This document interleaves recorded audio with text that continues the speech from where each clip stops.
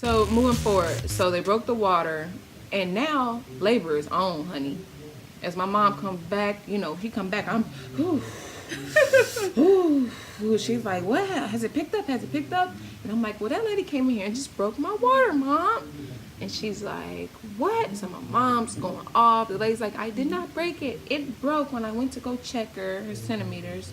So I'm like, okay, F all, like, they coming now. Oh, no, they're not coming. That's what they told me. She walked out the room like I didn't tell her that I feel the baby's coming.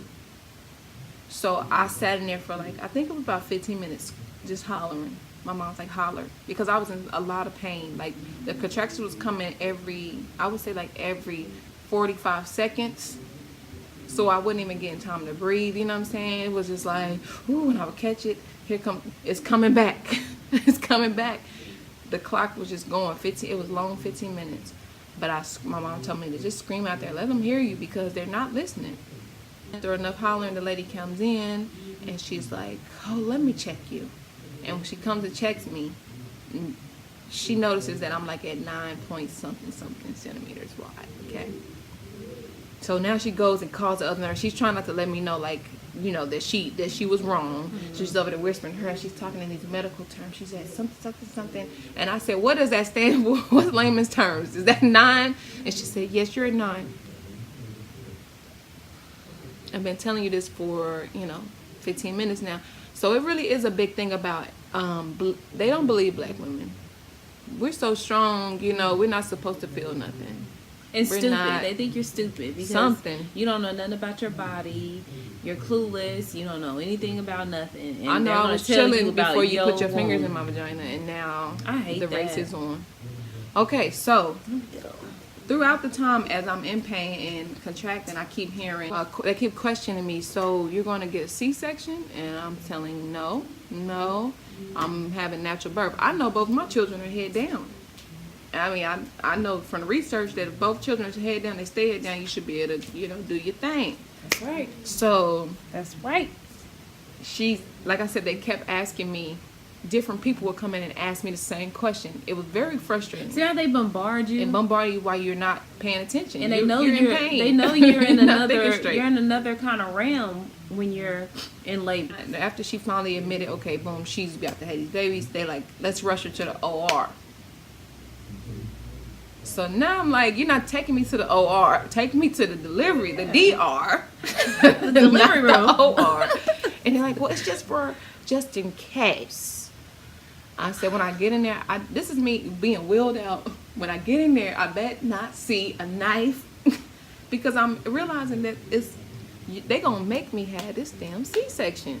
I don't want a C-section. My stomach was nice before I had it marinated. It's still nice. And I'm about to be taking care of 2 people. It's true. I ain't got time to be nursing myself in this open wound if I don't have to. You know what I'm saying? Yeah. So we get to this room, and there's like a football team full of people in here. Waiting. I'm so like uncomfortable. I'm in pain, but I'm like, now I got a little get up. I'm like, whoa, there's all these people in here. You can cuss, we grown. Okay. Fuck all these people in here. And they're like, this is the team for baby twin 1. This is the team for twin 2. Yeah, and this that's is what your they team. do. I'm like, okay, can I have all the men to this side of the room? I'm trying to get all the men to the head. They're like, ma'am, don't worry about that. We got to worry about these babies right now. And I'm like, damn, I didn't sign up for this. I didn't sign up. Like, there was a moment they was trying to keep my mom. You can go in here and get dressed. No, she's not going anywhere. She can get dressed right here. If she get naked, give her the scrubs and let's go. Mom, don't leave my side. If she already in a room, what is it? We wasn't in, so we went into this, okay. We went to the OR, so we had to go to that prep room before so she the had OR. to get scrubbed up, yeah. Okay, well, then leave me right here with her. Like, yeah. I had to keep, nobody needs to be fighting. When they're trying to have a baby. When they're in pain and their body is ready to expel some children. Exactly. So anyway, we're there. I remember it being a little, like, a tough time. I remember it being a lot of pushing and me just not having the energy.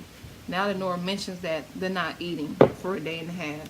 The girl, that'll do you. What do you mean, girl? I can't not I remember eat being for tired. 4 hours, after I remember wanting to get up. I asked them, can I get up? And they're like, no, you need to lay on your back and pull your knees forward. I'm like, I want to get up. Yeah. They didn't let me get up. To push? Mm-mm. Why I had to push like this. And see, they want you on your back for their benefit. There's no reason why her mom couldn't have helped her sit up. Another nurse. It was a whole team of people in there.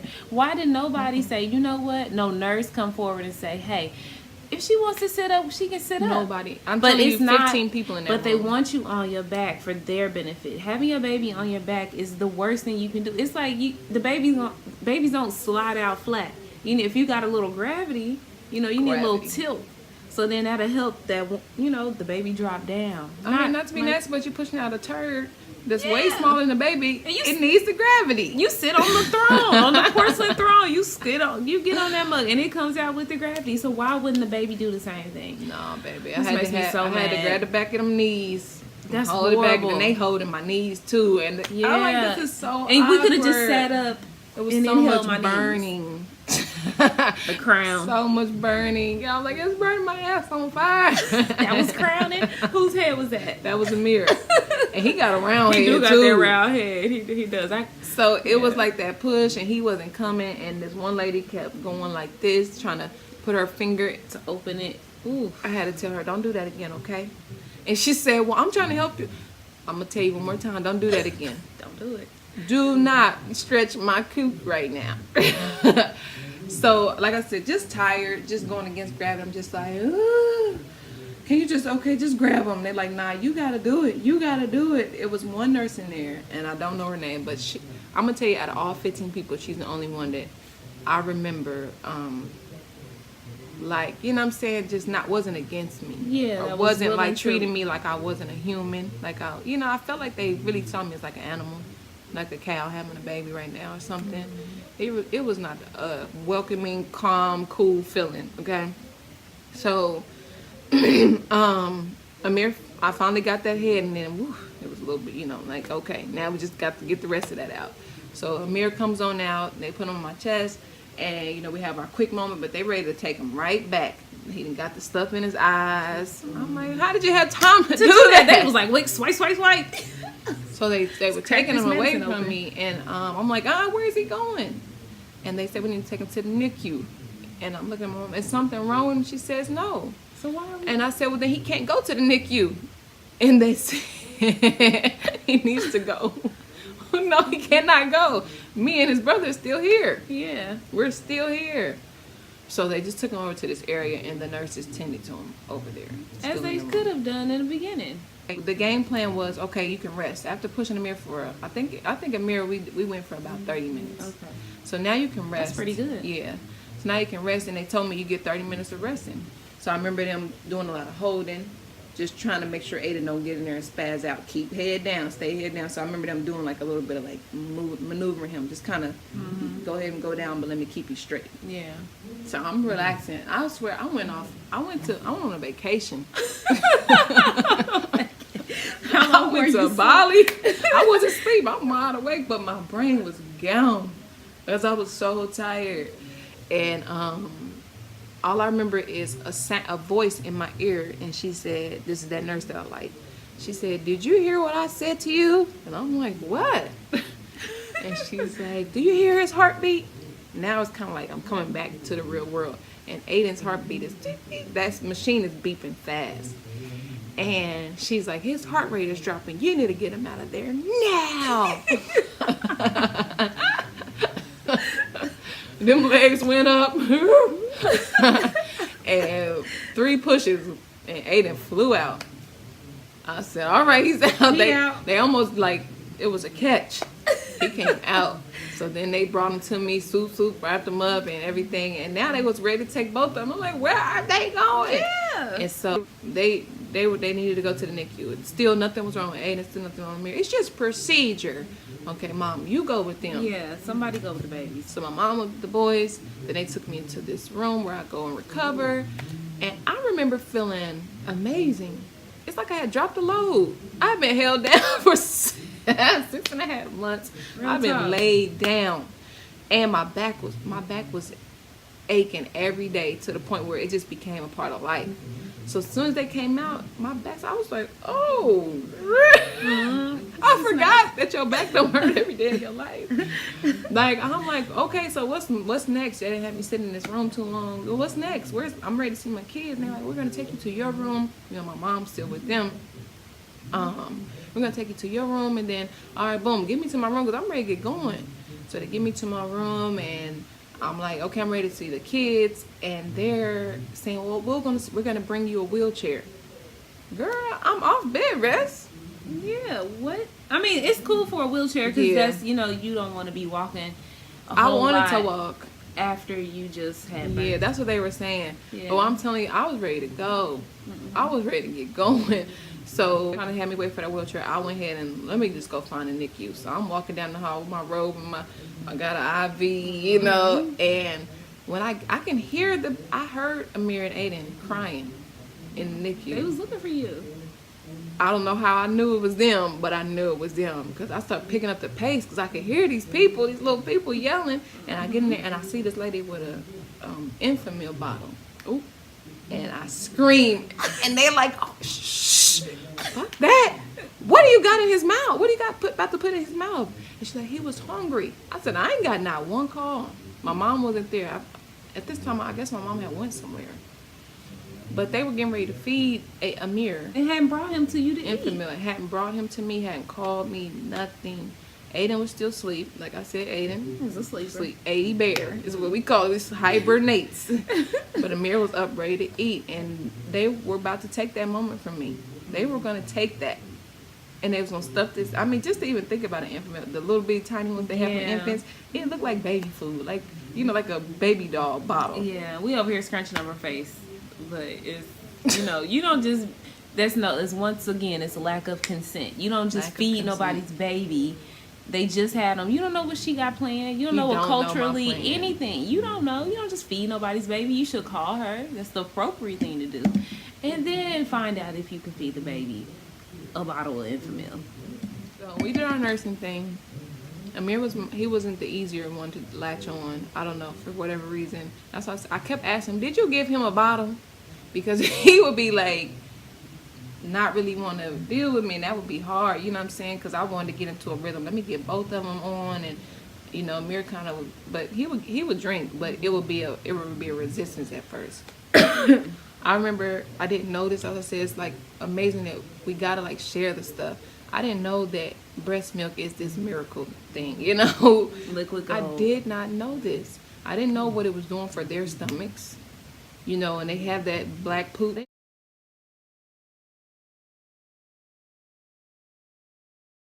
Did that for them. Mm-hmm. And I didn't know that, like, I had got like blisters on a nipple, and I just took milk from the other nipple and put it on there, and it healed up in 20 seconds. You know what I'm saying? Like, you don't get taught this. We get taught so much BS all day in school. Why don't we know that? Why don't I know that that's going to coat my child's stomach so that if something accidentally do get in his stomach, I done just saved him. You know what I'm saying? They're in the NICU and they had the little boop in their wrists, in their veins, but there's nothing attached to it. Oh, they had a hip lock.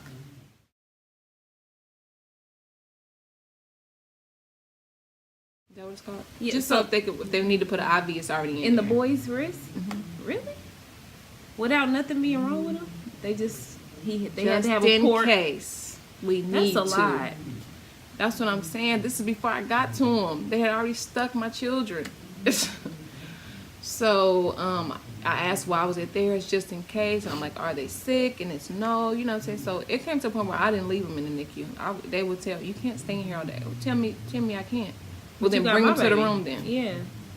If nothing's wrong, bring them to the room. Yeah, why did they feel like they had to stay in the NICU? So they had to end up bringing them to the room and just letting them stay with me in there but when I first was going in there, I was in such a great space. I just, you know, then had these two beautiful people that are healthy.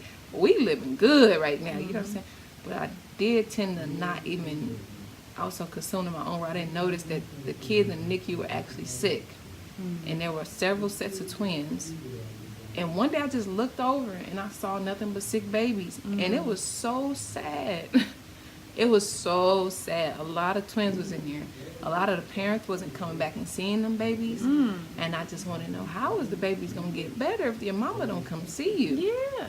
If I'm sitting here with you all day and your mom, and I know people got to work and people got to do what they got to do, but I'm trying to explain to you, I can't leave. I wouldn't be able to leave my twins in there and not be in there with them all day. I'm bringing picnics.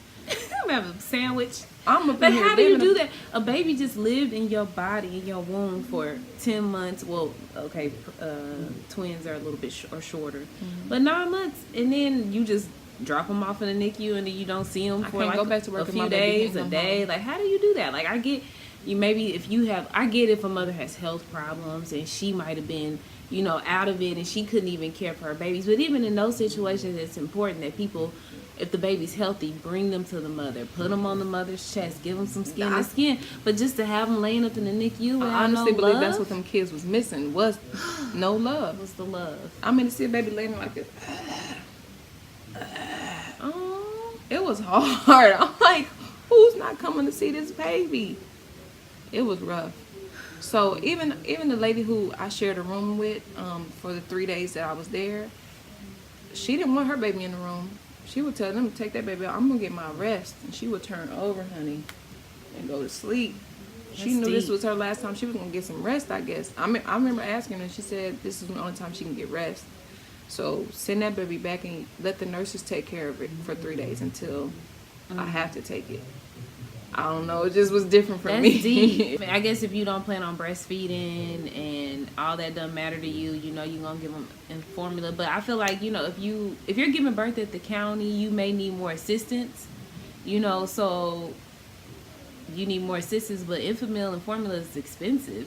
So I would rather they got WIC for that. Yeah, they do got WIC for that, but you only get a certain amount. And I hear women who are underprivileged, they have to kind of that last week or two, they have to water it down for it to even last. So I mean, breast milk is just be more beneficial for everybody. It seems like. So I think your story is pretty amazing. You stayed above the influence. You listen to your body. I'm gonna keep it real. Honestly, I feel like I failed on a few things. And I tell her she didn't. You did what you knew. Right, what I knew at the time. So if something happens, you do better. You know, but this next baby, honey, but I ain't pregnant. But this next baby, honey, they better be ready because I'm not playing with him. Okay. Now you're gonna have your next baby. You're gonna have a home birth, and this is gonna be you're gonna have a home birth. My guide right here. Because you'll be fine. Yeah, but everything worked out. I mean, don't think that I'm saying it was a horrible experience, but I do want to keep it real with y'all. For anybody who's having children, like I said, I have a friend, and she was asking me, she was like, wow, like when I told her this story, what? It doesn't cross your mind that you could deal with all that battle, you know, and all of that within pregnancy and having a baby. You don't think that that's coming, but it is, and you got to be aware of it. But don't think that it was a great experience. It was a good learning experience. Great learning experience. We got out 3 days out, like, you know, we was in hospital 3 days and we at home, and these boys is big and grown and healthy. Well, not grown, but 7. And, you know, we have no issues. But, you know, let these people do this to you. I think they do too much. Choices. They'll grab your baby, they'll flip your baby real quick, they'll run their finger down the spine. Baby, like, shit, what I just came out. I don't be like that on my baby right now. And I don't think none of that's necessary. You can wait for all that. You can ask for them to do the baby well check. You can ask for 20 minutes, 30 minutes. You can say, hold on, I need to bond. I need to get a moment with me and my baby. Mm-hmm. And y'all need to do whatever. If you need to just do a test now, you need to come over here, wheel the cart over here, and do it on top of you. All them carts got wheels. Mm-hmm. They can come do it on top of you. Baby can lay right there on top of you. You know, they can take the time. Baby can be at the foot of your bed. They can do all those things at the foot of your bed. The main goal, and this ain't just for black people, it's for every woman. Everybody. But the main goal is to be educated and self-sufficient. I mean, again, we're put here to do this. We are. Like, we even put here to grow our own food. Mm-hmm. We just didn't got, sidetracked because they do it and make it easier. And we think it's easier. But you can't never trust nobody giving something from their hand. You got to do it yourself. So just be educated. Just be like you said, self-love. Know what's right and what's not right. Like, if you don't know, that's okay. It's go okay. ask, go look. There's plenty of information for days out there. It's all kind of information, you know, and it's choices. You know, these medical professionals, they don't have the power over you. They don't. They have power talk to you that way. They'll talk to you. They speak to you that way, but they don't have control over you. They're supposed to be working for you and not the other way around. That's true. Yeah. Just education and just, have a plan. And have somebody in your corner. Like, I mean, Nora, I should have had Nora there. You know what I'm saying? Like, you gotta have somebody in your corner that's been through it and understands and knows. And then that's when you tell that person, this is how I want it to go, so that person can keep it on track. So now all you're doing is worrying about getting this baby up out of you. You know what I'm saying? And it's not that it's painful, but it's not that TV. Hire a doula. And like she just said, what you see on TV is always just extra dramatized. Keep it calm. Or Breathe. reenacted, you know. Breathe through it. Keep it calm. Your body's going to do it. I ended up finding out later that they plan C-sections all the time. I know a lot of women that get C-sections. They like, I'm getting one. A lot of women don't desire, and I'm not knocking you. A lot of women don't want to go through the pushing process. But just know, like, you're going to have to recover and take care of this new person. Like, I didn't get any sleep with 2 people. I remember, like, on my 4th day, I crashed. And I woke up, it had been like 6 hours later. I'm like, where's my babies? And my mom, she just kind of was there. Like, she caught them for me. But because I stayed up for days. Like, let me tell you, though, you probably, I wonder if you experienced some of the birth high because you didn't get an epidural. You did get Pitocin, but it seems like they had it at a slow enough drip that maybe your hormones were allowed to have that reaction in your body, because you said you were fine, like, you know, you felt good when after you said I felt like you dropped a load, and that's how every time I've given birth, that's how I feel. After I had a baby, I'm good. Like, I just need that, I lay back, but then I'm good. I'm ready to have a double cheeseburger, whatever. Let's get some barbecue, some catfish. Like, what's up? I'm ready to eat. What's good? So I think that's pretty cool, because I don't really know a lot of women who actually get that experience, and that's probably why you felt like you were, you know, you didn't crash till 4 days later, because you had that cocktail of. They were shocked, like, I can't believe you're walking, and oh my god, you look so good, and I'm like, well, what do you? I don't know. This is what I'm feeling. It feels good. Like, I should keep walking, but maybe women do. Like I said, that lady in the room next to me, she was on relax mode. She was like, I need a nap. I'm rolling over. She didn't want to open the curtains. I'm like, girl, we need some light up in here.